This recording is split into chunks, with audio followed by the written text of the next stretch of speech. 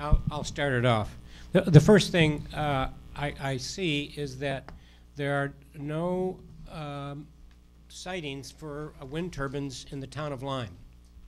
Yet I know you have contracts with owners that live in the town of Lyme. Is that true? We have contracts with landowners in the town of Lyme for siting a transmission line. But no turbines there. We have no turbines sited in Lyme. I know you have no turbines on this map, but you have contracts in Lyme with owners for a wind turbine. That may be true. It's true. We've seen them.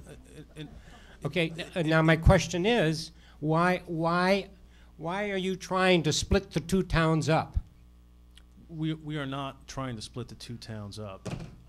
The footprint of the two projects that came in with Cape Vincent and St. Lawrence sited turbines in the town of Cape Vincent. That is what I've inherited, and in trying to move the project forward, decided to work with what's been placed before me as best as possible, not trying to reinvent the wheel, rather, as I said from the outset, to optimize what's before me. So what was before me included no turbines in the town of Lyme. We are not trying to reinvent the wheel here. We're trying to take what we've got and to optimize across the board. So your question before about whether or not there are land contracts in Lyme, it's possible we have a contract with a landowner in Lyme to site a wind turbine there. There's nothing that we're going to be proposing in this layout here for that. The land holdings that we hold in Lyme are for siting transmission line. You must realize that we're very sensitive to being split in half between Acciona and BP.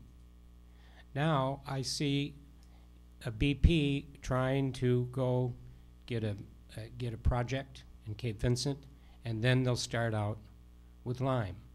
And believe me, I believe that Lyme and Cape Vincent are joined at the hip, not only by BP contracts with landowners, but with the transmission line.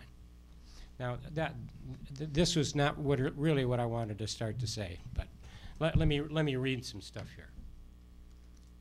So, currently, most states have adopted home rule. Among these are Texas, Michigan, Pennsylvania, New York, all states where you have either gone to school or resided. Cape Vincent has Cape Vincent home rule is clearly viewed as a significant part of our cultural and freedom responsibility. When the legislators reinstated Article 10, there was a sense of urgency regarding the state's energy needs.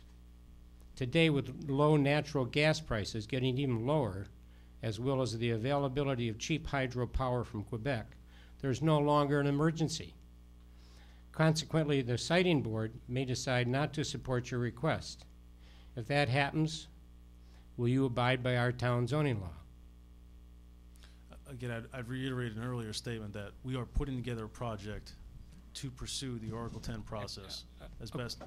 Okay, I'll let you off the hook on that. You've already stated that you weren't going to answer it. Let me speak a minute about our town law and comprehensive plan.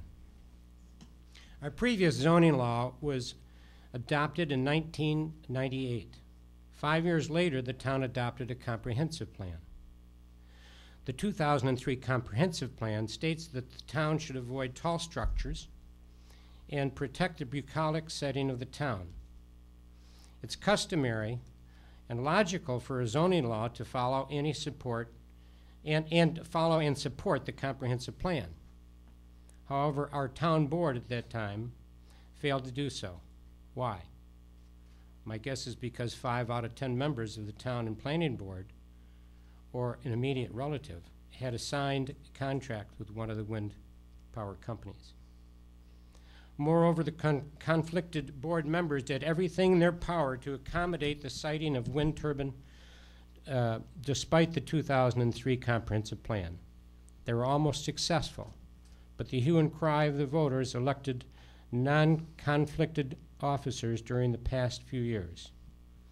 Since the recent election, a comprehensive plan that closely follows the previous comp plan has been adopted and a revised zoning law fulfills the intention of that comp plan.